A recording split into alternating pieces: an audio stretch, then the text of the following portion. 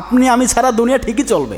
আপনি চোখ বন্ধ করে এখন দেখেন, আমি নেই, আমি কবরে, দেখেন তো আপনার কোনো কিছুই থেমে থাকবে কি না?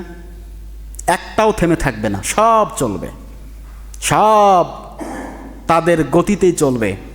আমি ছাড়াও এই মসজিদ চলবে, চলবে কি চলবে না? সভাপতি ছাড়াও মসজিদ চলবে, আপনারা মুসল্লিরা না থাকলেও মসজিদ ঠিকই চলবে, সব গতিতে চলবে। এত বড় চাকরি আপনি দেখাশোনা করছেন, এত বড় প্রতিষ্ঠান, ব্যবসা বাণিজ্য আপনার দায়িত্বে আছে।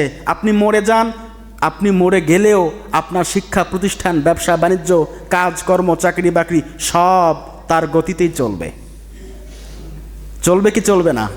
তাহলে কেন আমরা দুনিয়ার মোহে পড়ে আখিরাতকে ভুলে যাব? বোকামি ছাড়া কিছু এটা আরও বলেন? সবথেকে বড় বোকামি হচ্ছে এটা। সম্মানিত হাজিরিন, কিছু কথা আজকে বলতে হবে রমাদান সম্পর্কে, যেটা আমার আলোচনার বাইরের বিষয় নয়, এটাও আলোচনার বিষয়। প্রথম কথা বলি, রমাদান মাস আসলেই আমাদের কিছু বিষয় এড়িয়ে চলতে হবে এবং কিছু বিষয় অবশ্যই মেনে চলতে হবে।